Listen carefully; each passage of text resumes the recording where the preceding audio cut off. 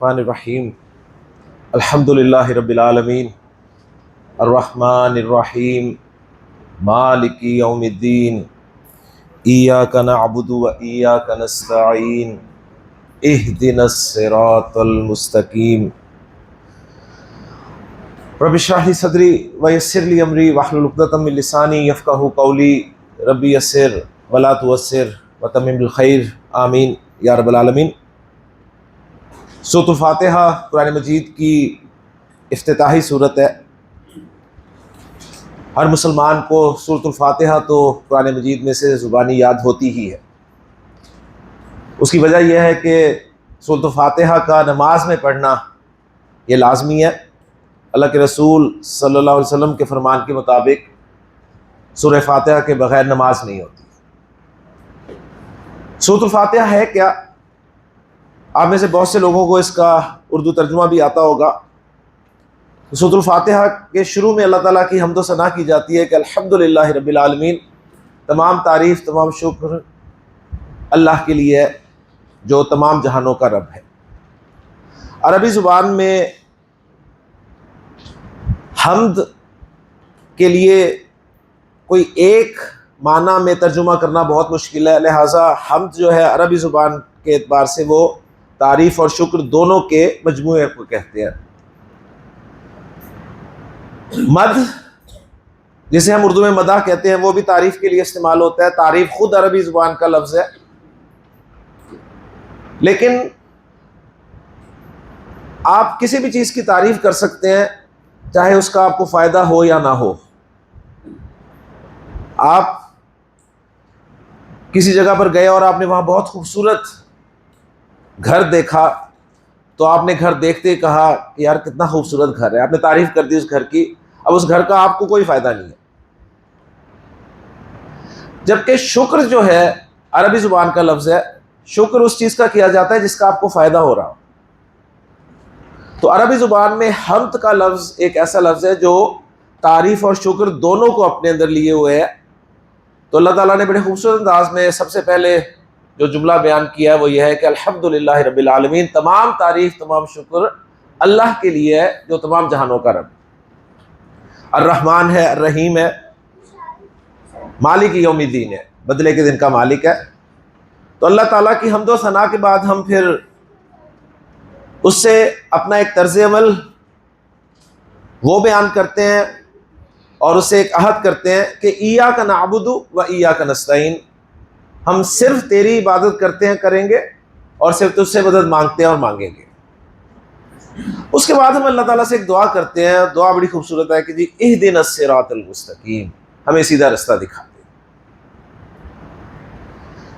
تو نتیجہ نکلا کہ مجھے، آپ کو، ہم سب کو سیدھے رستے کی ضرورت ہے، وہ سیدھا رستہ جو ہمیں منزل مقصود تک پہنچا دے۔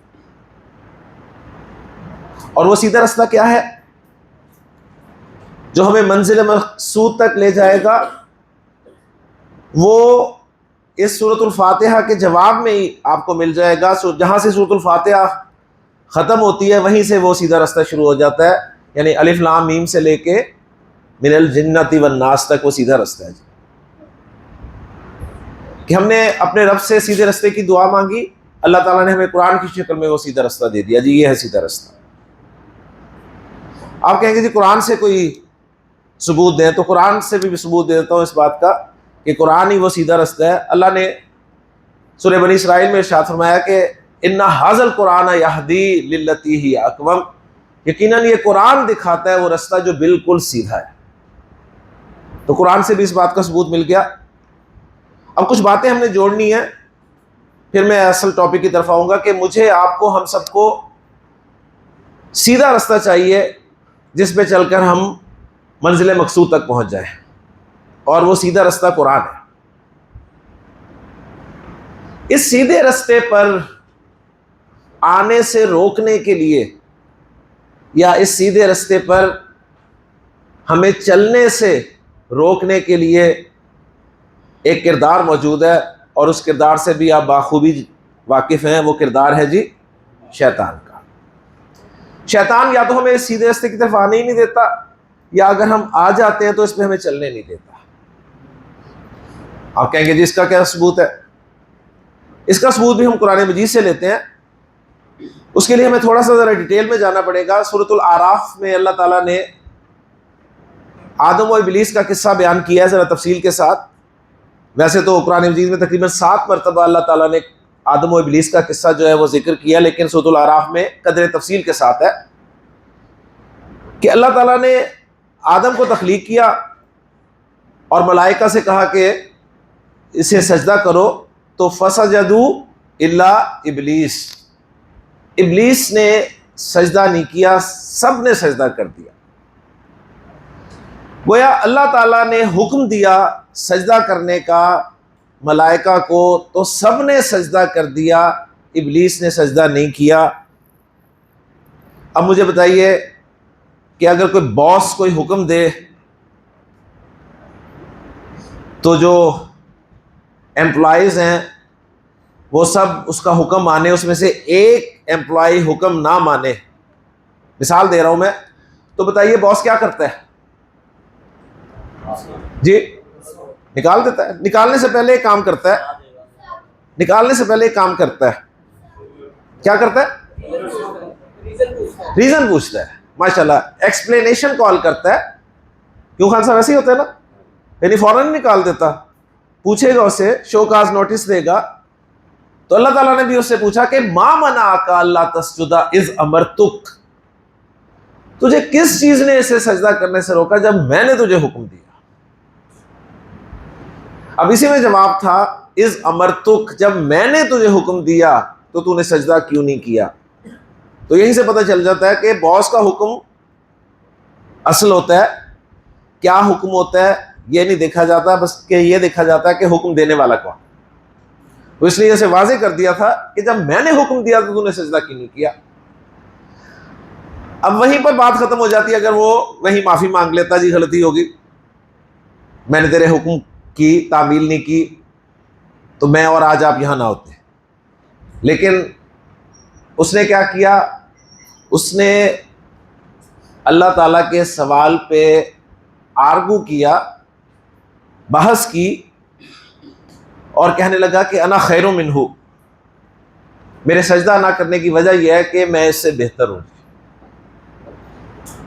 اب یہ اس کا دعویٰ تھا کہ میں اس سے بہتر ہوں، میں نے اس لیے اسے سجدہ نہیں کیا. اب دعویٰ جب کوئی کرتا ہے تو دلیل بھی دینی پڑتی ہے جی. اور دلیل اس نے یہ دی کہ خلقتنی من نار وخلقتہ من طین، تو نے مجھے تو آگ سے پیدا کیا اور اسے مٹی سے پیدا کیا. یہ اس نے دلیل دی جی. اب دیکھیں اگر تھوڑا سا غور کریں تو دلیل بڑی وزنی تھی. آگ اور مٹی، جو سائنس پڑھے ہیں وہ جانتے ہیں کہ مٹی جو ہے وہ میٹیریل ہے، میٹر ہے، مادہ ہے، اور آگ انرجی ہے. بہتر کون ہے؟ انرجی. تو بات تو بڑی زبردست تھی اس کی، لیکن وہ جو بات کی تھی نا کہ اذ امرتک، جب میں نے حکم دیا تو سجدہ کیوں نہیں کیا، تو پھر کوئی بھی جواب نہیں بنتا، صرف یہی بنتا تھا کہ جی غلطی ہوگی. لیکن اس نے دعویٰ کیا اور پھر دلیل بھی دی کہ تو نے مجھے آگ سے پیدا کیا اور اسے مٹی سے پیدا کیا. تو کیسے ممکن تھا کہ ایک سپیریئر چیز جو ہے وہ انفیریئر چیز کے آگے جھک جائے؟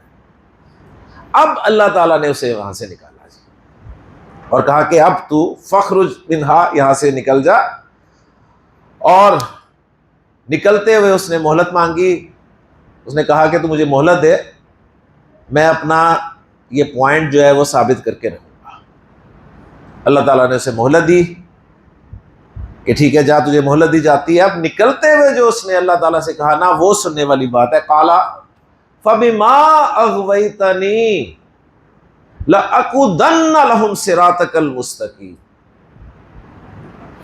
جس کی وجہ سے تو نے مجھے رستے سے ہٹایا ہے نا، اب میں تجھے چیلنج کرتا ہوں کہ میں بھی انہیں گمراہ کرنے کے لیے تیرے سیدھے رستے پر بیٹھوں گا. تو قرآن مجید سے ہی ثابت ہو گیا. باتیں پھر جوڑ لیں. مجھے، آپ کو، ہم سب کو کامیابی کے لیے کیا چاہیے؟ سیدھا رستہ. اللہ تعالیٰ نے قرآن مجید میں فرما دیا کہ قرآن وہ رستہ ہے جو بالکل سیدھا ہے، اور ابلیس نے چیلنج کر دیا کہ اللہ میں انہیں گمراہ کرنے کے لیے تیرے سیدھے رستے پہ ضرور بیٹھوں گا، اور صرف بیٹھوں گا ہی نہیں، ثم لآتینہم من بین ایدیہم، پھر ان پہ سامنے سے آ کر حملے کروں گا، سامنے سے آؤں گا، آنے ہی نہیں دوں گا، اس طرح سامنے کھڑا ہو جاؤں گا۔ اگر میرا یہاں سے یہ داؤ ہٹائیں گے، غلط کریں گے، تو پیچھے سے آ جاؤں گا، من خلفہم، پیچھے سے آؤں گا۔ اگر وہاں سے یہ مجھے ہٹائیں گے تو ان ایمانہم، دائیں طرف سے ان پہ حملہ کروں گا، اور اگر دائیں طرف سے یہ مجھے ہٹا دیں گے تو وہ ان شمائلہم، ان کی بائیں طرف سے آؤں گا، ولا تجد اکثرہم شاکرین، اور اے اللہ تو ان میں سے اکثر کو شکر کرنے والا نہیں پائے گا۔ لے جی، اس کے بعد سے پھر میں اور آپ سیدھے رستے کی تلاش میں، قرآن مجید وہ سیدھا رستہ ہے اور شیطان اس سیدھے رستے پر بیٹھے۔ ذرا شیطان کا ہوم ورک چیک کر لیتے ہیں کہ شیطان نے جو کہا کہ میں یہ بیٹھا ہوں تیرے سیدھے رستے پر، اور صرف بیٹھا ہی نہیں، حملے بھی کروں گا، سامنے سے آ کے روکوں گا، پیچھے سے آؤں گا، دائیں سے آؤں گا، بائیں سے آؤں گا، اور تو ان میں سے اکثر کو شکر کرنے والا نہیں پائے گا۔ آج یہ باتیں کرنے کا مقصد یہ ہے کہ الحمدللہ ہمارا لسان القرآن کورس کا آج چوتھا دن ہے، اور ماشاءاللہ آپ 4 دن مسلسل کلاس میں آ گئے۔ یہ کوئی معمولی بات نہیں ہے، 4 دن آنا، کہیں سے آنا اور 1.5-2 گھنٹے کے لیے آنا، یہ آسان کام نہیں ہے، بڑی ہمت کی ہے آپ لوگوں نے۔ لیکن اب وہ آپ کو یہاں سے ہٹانے کے لیے بالکل تیار ہے، کیونکہ اس نے چیلنج کیا ہوا ہے۔ اب وہ کیسے کیسے حملے کرتا ہے، اس کو ذرا دیکھ لیتے ہیں۔ ہم ذرا چیک کرتے ہیں جی، اس سیدھے رستے کو جسے ہم قرآن مجید کہتے ہیں، مجھے بتائیے قرآن مجید کو ماننے والے جو مسلمان ہیں ان کی کل تعداد اس دنیا میں کتنی ہے؟ جی 2 ارب، ماشاءاللہ، یعنی 2 ارب، تو کل آبادی کتنی ہے دنیا کی؟ 8 ارب، تو 8 میں سے 2 ارب مسلمان ہیں، یعنی 25%، ٹھیک ہے نا؟ تقریباً 25% جو ہے وہ لوگ ہیں جو قرآن کو مانتے ہیں، گویا وہ سیدھے رستے کو سیدھا رستہ تو مانتے ہیں نا۔ باقی جو 75% ہے جو اس کو سیدھا رستہ ہی نہیں مانتے، کیوں نہیں مانتے؟ وہ انہوں نے آسمانوں میں، سمندروں میں، صحراؤں میں پتہ نہیں کیا کچھ نہیں تلاش کر لیا، کیا انہیں کوئی سیدھا رستہ نہیں ملا ابھی تک؟ کیا وجہ ہے؟ یہ ابلیس ہے جس نے انہیں اس سیدھے رستے کی طرف آنے ہی نہیں دیا۔ اگر انہوں نے کوشش بھی کی ہوگی نا تو ذرا دائیں بائیں اس نے انہیں کبھی کسی کو ادھر لگا دیا، کسی کو ادھر لگا دیا، کسی کو ادھر لگا دیا، آنے نہیں دیا۔ اب ابلیس کا کام کیا ہے؟ وہ ہاتھ سے پکڑ کر نہیں ہٹاتا، وہ صرف وسوسہ اندازی کرتا ہے، اور وسوسہ اندازی کو کنفیوژن کہتے ہیں جی، کنفیوژن کریٹ کرتا ہے، کنفیوز کرتا ہے۔ اب اس نے کس طرح سے انہیں 75% کو کنفیوز کیا ہوا ہے، یا وہی بتائیں گے جی۔ ہم ذرا 25% کی بات کر لیتے ہیں، وہ 25% جو قرآن کو، اللہ کے کلام کو سیدھا رستہ مانتے ہیں۔ مجھے بتائیے، اس قرآن کو یہ جو 25% مانتے ہیں لوگ کہ یہ سیدھا رستہ ہے، اس 25% میں سے آپ کے خیال میں کتنے فیصد مسلمان ہوں گے جو قرآن کو صحیح طریقے سے پڑھ سکتے ہوں گے؟ ابھی آپ نے تلاوت سنی ماشاءاللہ، ایک ایک لفظ، ایک ایک حرف، اس کی ادائیگی آپ نے دیکھی۔ تو ذرا مجھے بتائیے، یہ جو 25% ہمارے سامنے آئے ہیں، ان میں سے آپ کے خیال میں کتنے % ہوں گے جو قرآن کو ایسے ہی پڑھ سکتے ہوں گے جیسے اس بچے نے قرآن مجید کو پڑھا. کتنے ہوں گے جی؟ ٹھیک ہے. پرسنٹیج آپ نے نکالنی ہے، میں نے اس میں کوئی عمل دخل نہیں دینا، آپ نے پرسنٹیج نکالنی ہے. اب وہ جو پرسنٹیج آپ نے نکالی ہے کہ جی یہ لوگ وہ ہیں جو قرآن مجید کو اس طرح پڑھ سکتے ہیں جس طرح اسے پڑھنے کا حق ہے، باقی جو نہیں پڑھ سکتے حالانکہ اس کو سیدھا راستہ مانتے ہیں، انہیں کیا مسئلہ ہے، کیا کنفیوژنز ہیں انہیں؟ انگریزی تو بڑی اچھی پڑھ لیتے ہیں وہ، اور زبانیں بھی پڑھ لیتے ہیں، بلکہ بول بھی لیتے ہیں، وہ آپ نکالتے ہیں انہیں تکلیف ہوتی ہے، حالانکہ انگریزی میں وہ ٹھا پھا بہت اچھی طرح سے نکالتے ہیں. کیا مسئلہ ہے انہیں؟ یہ وہی بتائیں گے جی. ہم صرف ان لوگوں کی بات کر لیتے ہیں، اس پرسنٹیج کی بات کر لیتے ہیں جو قرآن کو صحیح طریقے سے پڑھ سکتے ہیں. ابھی سکنے کی بات کی ہے میں نے. اب یہ جو پرسنٹیج نکلی ہے ان کی بات کریں گے ہم. ان میں سے مجھے بتائیں کتنے پرسنٹ لوگ ہیں آپ کے خیال میں جو پھر اس قرآن کو باقاعدہ ایک نصاب کے تحت روزانہ پڑھتے بھی ہیں؟ پڑھ سکتے ہیں لیکن روزانہ پڑھتے بھی ہیں. ایسے پڑھتے ہیں جیسے وہ دن میں کم از کم 2 ٹائم یا 3 ٹائم کھانا تو ضرور کھاتے ہیں، 45 منٹ کی واک ضرور کرتے ہیں، کوئی 2 سے 3 گھنٹے وہ سوشل میڈیا ضرور یوز کرتے ہیں. قرآن مجید پڑھنے کے لیے کتنا ٹائم نکالتے ہیں، یہ میرا سوال ہے. تو کتنے پرسنٹیج آئے گی جی آپ کے خیال میں؟ چیک کر لیتے ہیں، کوئی ٹینشن والی بات ہی نہیں ہے. دیکھیں جی اپنا اپنا جائزہ لے لیتے ہیں بیٹھ کے، اپنے آپ سے سوال کریں. نہ میں نے کوئی ہاتھ کھڑا کروانا ہے آپ کا، آپ اپنے آپ سے سوال کریں کہ آج کے دن آپ نے قرآن مجید کی تلاوت کی ہے یا نہیں کی. پرسنٹیج خود ہی سامنے آ جائے گی. ٹھیک ہے نا؟ یعنی پڑھ سکتے ہیں صحیح لیکن پڑھتے ہی نہیں ہیں. وہ جو بچپن میں پڑھا ہوا ہے بس وہی پڑھا ہوا ہے، یا کبھی کوئی مر جاتا ہے تو پڑھ لیتے ہیں جی، یا کبھی کوئی نہیں مر رہا ہوتا تو پڑھ لیتے ہیں کہ مرے جلدی. اب جو قرآن مجید کو باقاعدہ ایک نصاب کے تحت پڑھتے ہیں میں ان کی بات کر رہا ہوں. جو نہیں پڑھتے انہیں پتہ نہیں کیا کنفیوژنز ہیں، یہ تو وہی بتائیں گے. اب جو پڑھتے ہیں باقاعدہ ان سے میرا سوال ہے، سوال آپ سے ہے کہ آپ مجھے بتائیں گے کہ ان میں سے آپ کے حال میں کتنے پرسنٹ لوگ ہیں جو قرآن مجید جتنا بھی پڑھتے ہیں وہ سمجھ کے پڑھتے ہیں، انہیں سمجھ میں آتا ہے کہ وہ کیا پڑھ رہے ہیں. کسی بھی کتاب کا ایک صفحہ تو دور کی بات ہے، ایک پیراگراف نہیں پڑھتے وہ بغیر سمجھے. لیکن قرآن مجید کو وہ بغیر سمجھے پڑھے جا رہے. اس کا بغیر سمجھے پڑھے جانا بھی خیر سے خالی نہیں ہے. لیکن میں صرف ایک بات ذہن میں آپ کے لا رہا ہوں کہ کتنے لوگ ہیں ان میں سے جو باقاعدہ اس کی تلاوت بھی کرتے ہیں لیکن سمجھے بغیر تلاوت کیے جاتے ہیں. ساری زندگی گزر جاتی ہے ان کی اور ان کے ذہن میں کبھی بھی خیال نہیں آیا کہ ہمیں اس کلام کو سمجھ کے پڑھنا چاہیے. ایک دم سے پرسنٹیج ڈراپ ہوگی، ایسے ہی ہے نا؟ بالکل گراف نیچے آ جائے گا ایک دم سے.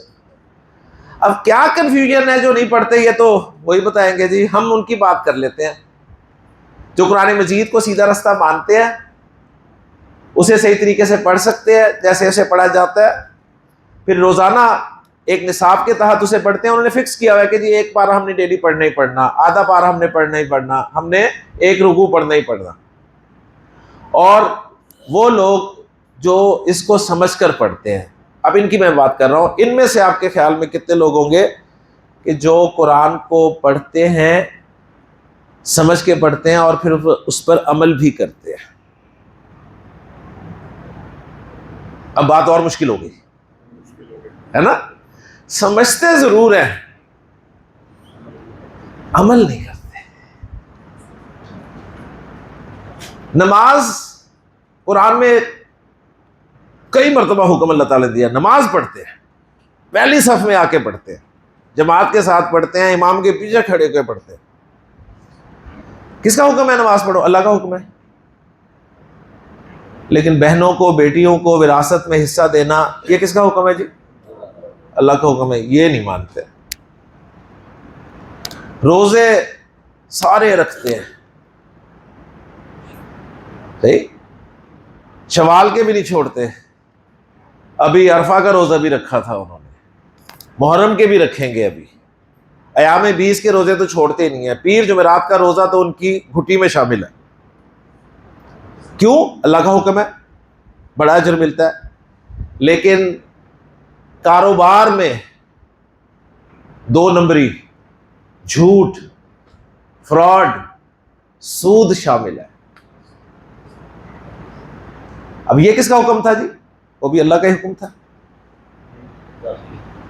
تو کتنے لوگ ہو گئے جی جو پھر عمل بھی کرتے ہیں اور پرسنٹیج کم ہوگی۔ اب جو نہیں عمل کر رہے یہ تو وہی بتائیں گے جی کیا کنفیوژنز ہیں انہیں، ہم صرف بات کر لیتے ہیں ان کی جو قرآن پر عمل بھی کرتے ہیں۔ ان میں سے مجھے بتائیں کتنے لوگ ہوں گے آپ کے خیال میں جو اس قرآن کو اللہ کے رسول صلی اللہ علیہ وسلم کے اس فرمان کے مطابق کہ بلغوا عنی ولو آیتن، پہنچاؤ میری طرف سے چاہے تمہیں ایک بھی آیت آتی ہو، اس پر عمل کرتے ہوئے قرآن کو دوسروں تک پہنچانے کی کوشش کر رہے ہیں۔ ہاں جی کتنے ہیں؟ ٹھیک ہے نا، اشاریوں میں آگے جی، وہ کہہ رہے ہیں اشاریوں میں آگے، 25% سے آپ اشاریوں میں آگے۔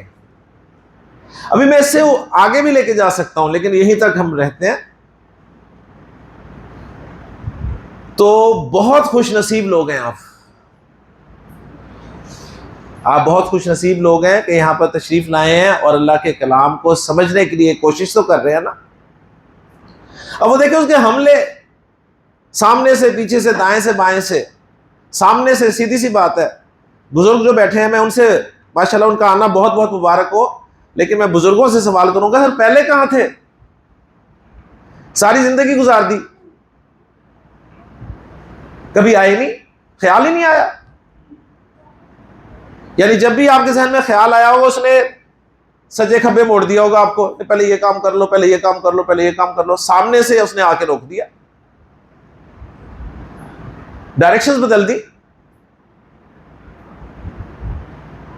پھر نوجوان خاص طور پہ مبارکباد کے مستحق ہیں، یہ جو یہاں پر آ رہے ہیں یہ بھی اس کے حملوں سے بچے ہوئے نہیں ہیں۔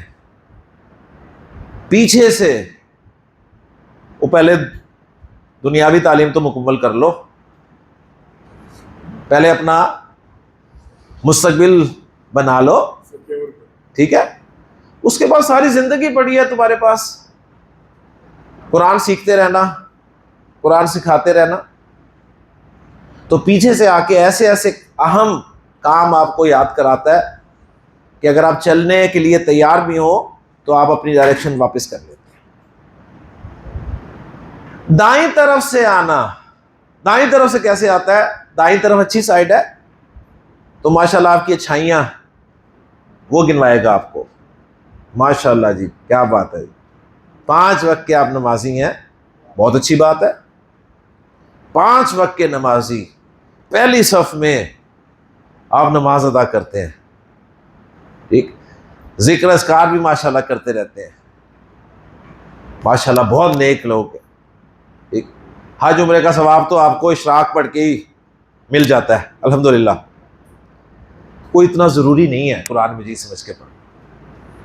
یہ آپ کی اچھی باتیں یعنی اچھی سائڈ سے آئے گا، آپ کی نیکیوں کو ہائی لائٹ کرے گا اور آپ کے سامنے بیان کرے گا۔ اچھا لیفٹ سائڈ والا حملہ اس کا بڑا خطرناک ہے، لیفٹ سائڈ رانگ سائڈ ہے، یہاں سے آئے گا۔ اب جی کلاس کا آغاز ہونا تھا آپ کی مسجد میں ماشاءاللہ، تو کلاس کا پمفلیٹ آپ نے پڑھا، لسان القرآن کورس ہو رہا ہے ماشاءاللہ جی، قرآن سمجھنے کے لیے کچھ کیا جا رہا ہے، تو چلے ہم چلتے ہیں۔ تو اس نے آپ کو چھوڑا نہیں ہوگا، پہلا سوال اس نے کیا ہوگا اچھا یار یہ پڑھا کون رہا ہے، ٹھیک ہے نا، یہ کورس کون کروا رہا ہے؟ پتہ چلا جی کوئی عامر سہیل نام کا کوئی شخص ہے، ان کا تو نام ہی بڑا ان نون سا ہے نا, کوئی جانا پہچانا نام نہیں ہے, عامر سہیل, اور پڑھانے والا نام ہی نہیں لگ رہا. پڑھانے والا نام تو ذرا اور طرح کے ہوتے ہیں نا, یہ تو نام ہی نہیں پڑھانے والا لگ رہا. اچھا آپ اس کا یہ داؤ غلط کریں گے تو پھر وہ کہے گا دیکھیں یار کوئی یہ پیچھے کچھ لکھا بھی نہیں ہوا, مولانا عامر سہیل, کوئی حضرت, کوئی حافظ, کوئی اور کوئی ٹیگ لگا ہوا ہو, مفتی, کچھ بھی نہیں لگا ہوا یار, تو کوئی عام بندہ ہی لگ رہا ہے. آپ کہیں گے یار یہ کوئی ضروری نہیں ہوتے, تو ہمارے دیے ایک ٹیگز ہیں نا یار, آخر میں بھی کچھ نہیں لگا ہوا, آخر میں بھی نہیں کچھ لگا ہوا, آخر میں کچھ لکھا ہوا ہے جی حافظہ اللہ تعالی یا دامت برکاتہ, کچھ بھی نہیں لکھا ہوا. یعنی اس کا مطلب ہے کوئی عام سا ہی بندہ ہے. اور تو اور چھوڑو, کوئی ڈاکٹر ہی ہوتا کم از کم, کوئی ڈاکٹر عامر سہیل ہوتا, پتہ چلتا دنیاوی طور پہ بھی پڑھا لکھا شخص ہے. اور کوئی پروفیسر عامر سہیل ہوتا, وہ بھی نہیں ہے. اور چھڈو انجینئر ہی ہوتا, کوئی انجینئر ہی لکھا ہوتا کچھ. اگر آپ اس کا یہ دعویٰ بھی غلط کر دیں گے نا تو پھر آخری ٹرائی کرے گا, وہ آخری ٹرائی کہے گا یار مسئلہ کیڑا ہوتا ہے نا, وہابی ہے نا پکا, کیونکہ آپ کی مسجد میں کلاس ہو رہی ہے, اہل حدیث مسجد میں کلاس ہو, کوئی اور آ کے پڑھائے, یہ تو ممکن. دیوبندی تو نہیں کدھر ہے, ٹھیک ہے, وہ بریلوی نہ آ جائے کدھر ہے. اچھا اب چیک کیسے ہوگا؟ چیک نماز پڑھتے دیکھ لینا رفع یدین کر رہا ہے کہ نہیں کر رہا. لے جی یہ اس کا وہ حملہ ہے کہ اس پہ بڑے بڑے جو ہے نا وہ ڈھیر ہو جاتے ہیں. اور پھر سب سے بڑی بات کہ کہیں تم میں گمراہ نہ کر دے. قرآن مجید سیکھنے آپ آئے ہیں, میں آپ سے آخری دن سوال کروں گا, آپ مجھے بتائیے گا آپ میں سے کتنے لوگ ہیں جو اس کورس کو کرنے کے بعد گمراہ ہوئے. تو بہرحال جی یہ اس کا اللہ تعالیٰ کو چیلنج تھا. اب سارے الفاظ پھر دوبارہ جوڑتے ہیں اور سبق کی طرف چلتے ہیں. مجھے آپ کو ہم سب کو سیدھے رستے کی ضرورت ہے, اس لیے ہم دن میں ہر نماز کی ہر رکعت میں اللہ سے یہ دعا ضرور مانگتے ہیں کہ اہدنا الصراط المستقیم, ہمیں سیدھا رستہ دکھا دے, ہمیں سیدھے رستے پہ چلا دے.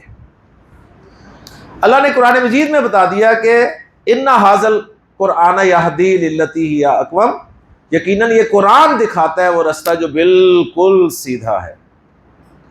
اور اس سیدھے رستے پر مجھے آپ کو ہم سب کو ہٹانے کے لیے کون بیٹھا ہے؟ ابلیس, کیونکہ اس نے کہا ہے کہ فَبِمَا أَغْوَيْتَنِي لَأَقْعُدَنَّ لَهُمْ صِرَاطَكَ الْمُسْتَقِيمَ. اب سب کچھ قرآن سے ہم نے لے لیا تو حل بھی تو قرآن سے ہی لینا چاہیے نا. کیا کریں ہم؟ اس نے تو آنا ہے, اور بلکہ آج سے اس نے آنا شروع کر دینا. 4 دن آپ آگے ہیں, 4 دن, کل 5ویں دن آئیں گے, اور آپ کہیں گے یار 6 ہفتوں کا یہ کورس ہے, 1 ہفتہ گزر بھی گیا پتہ بھی نہیں چلا, پھر دوسرا ہفتہ بھی گزر جائے گا, تیسرا ہفتہ بھی گزر جائے گا. تو اسے کبھی برداشت نہیں ہوگا وہ کہ وہ آپ کو مزید آنے دے. لہذا طرح طرح کے وسوسے, طرح طرح کی کنفیوژنز, طرح طرح کے کام. کبھی فریج خراب ہو جائے گا خان صاحب ہمارا, ٹھیک ہے, کبھی موٹر خراب ہو جائے گی, کبھی کچھ خراب ہو جائے گا. اب حل کیا ہے؟ کیسے بچیں اس کے حملوں سے؟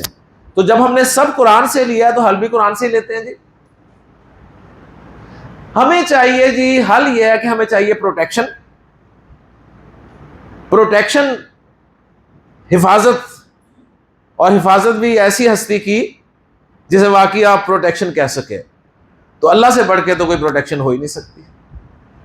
تو لہٰذا قرآن مجید میں اللہ تعالیٰ نے نبی کریم صلی اللہ علیہ وسلم کو واحد کے صیغے میں خطاب کر کے یہ فرمایا کہ اذا قرأت القرآن فاستعذ باللہ من الشیطان الرجیم.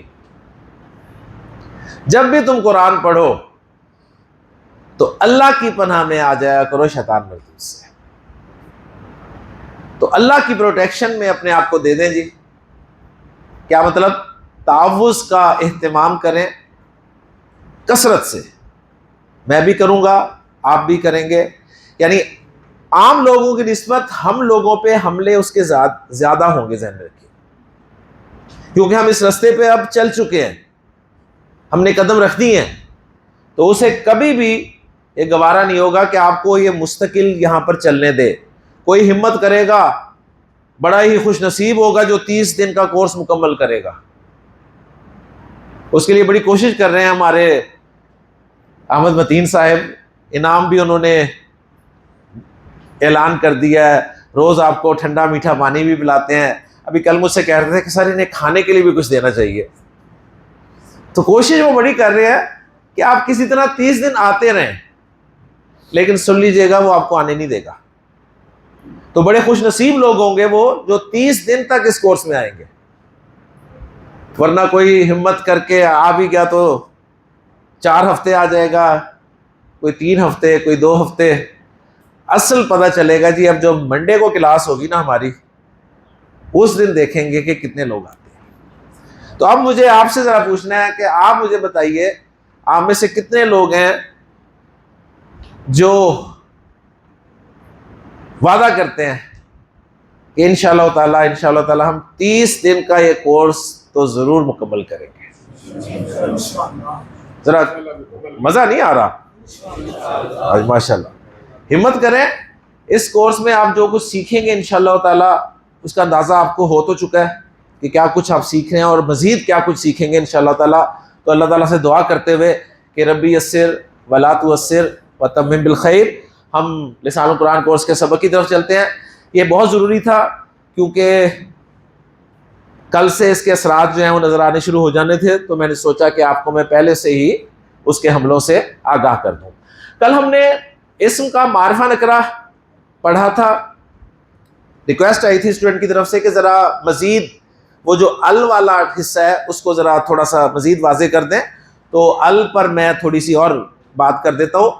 کل ہم نے معرفہ کی 5 اقسام پڑھ لی تھی، ایسے ہی ہے نا؟ معرفہ کی 5 اقسام کون کون سی ہیں؟ نمبر 1 علم، نمبر 2 ضمیر، نمبر 3 اشارہ، نمبر 4 موصول، نمبر 5 الف معرف باللام، یعنی الف لام والا معرفہ. ٹھیک ہے؟ اور میں نے آپ کو کہا تھا کہ یہ جو الف لام ہے یہ انگریزی کے آرٹیکل دی سے ملتا جلتا ہے. بالکل وہی مفہوم جو انگریزی کا آرٹیکل دی ڈالتا ہے دیتا ہے، وہی مفہوم ال دیتا ہے. اس میں نے آپ کو بتایا تھا کہ اس میں جو حمزہ ہے یہ حمزہ وصل ہے جی، حمزہ وصل. اور لام کو لام تعریف کہتے ہیں. یہ نام اس لیے یاد رکھنے ہیں کہ اس کلاس میں بہت سارے لام اور آئیں گے، حمزہ اور بھی آئیں گے. ٹھیک ہے؟ جس طرح ایک کلاس میں ایک ہی حمزہ نہیں ہوتا، 2-3 حمزے ہوتے ہیں، ہے نا؟ تو اسی طرح لسان القرآن کورس میں بھی اور لام ہوں گے اور حمزہ ہوں گے. تو آپ کو ہر لام، ہر حمزہ کا نام اور ان کا کام جو ہے وہ پتہ ہونا چاہیے. ٹھیک ہو گیا؟ لام تعریف کا مطلب تو ہے کہ معرفہ بنانے والا. صحیح؟ حمزہ وصل کے بارے میں نے صرف آپ کو یہ بتایا تھا کہ یہ وہ حمزہ ہوتا ہے جسے جب ہم پیچھے سے ملا کر پڑھتے ہیں تو وہ حمزہ الف کی صورت میں لکھا رہ جاتا ہے، اس کی حرکت نہیں پڑی جاتی. ٹھیک ہے؟ جیسے کل میں نے آپ کو حدیث سنائی تھی کہ اللہ کے رسول صلی اللہ علیہ وآلہ وسلم نے فرمایا کہ جب بھی اللہ کے گھروں میں سے کسی گھر میں کچھ لوگ جمع ہوتے ہیں، اللہ کی کتاب پڑھتے ہیں، اسے آپس میں سمجھتے سمجھاتے ہیں، تو کیا ہوتا ہے؟ نزلت علیہم السکینہ. میں ایک لفظ آپ کے سامنے لکھ رہا ہوں جی، سکینہ.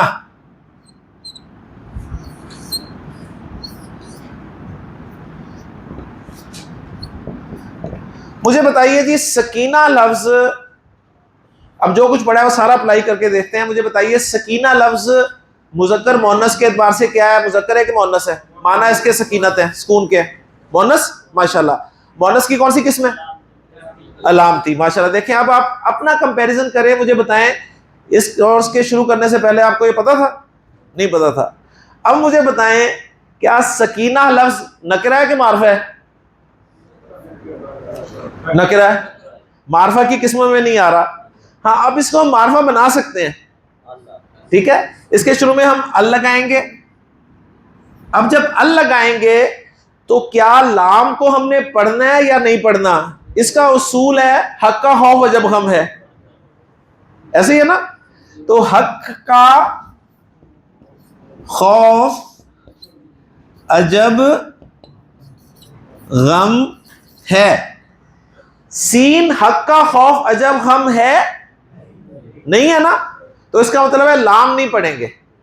تو ہم اس کو کیسے پڑھیں گے؟ ہم اسے پڑھیں گے اس سکینہ. اچھا اب یہ حمزہ حمزہ وصل ہے, اس کے پیچھے ہے علیہم.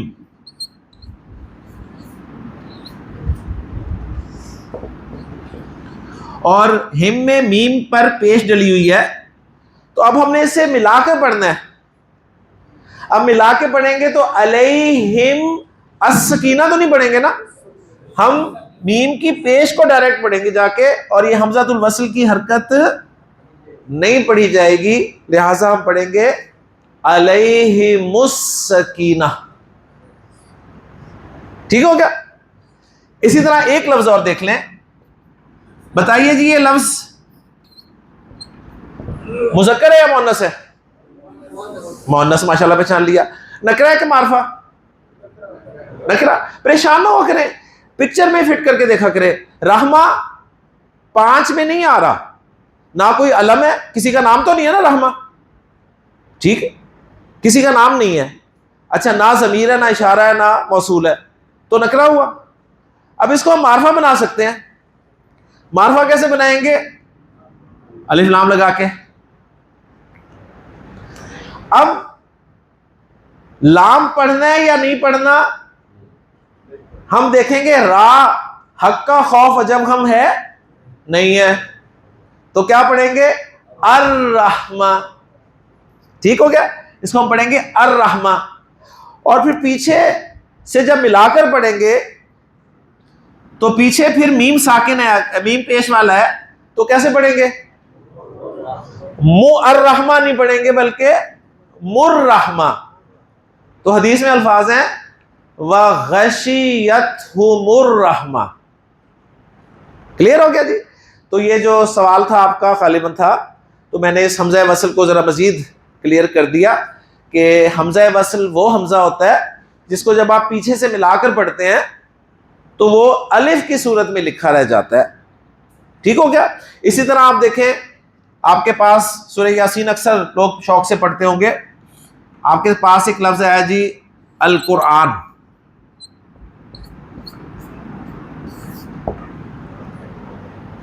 اس کے بعد ایک لفظ آیا آگے الحکیم.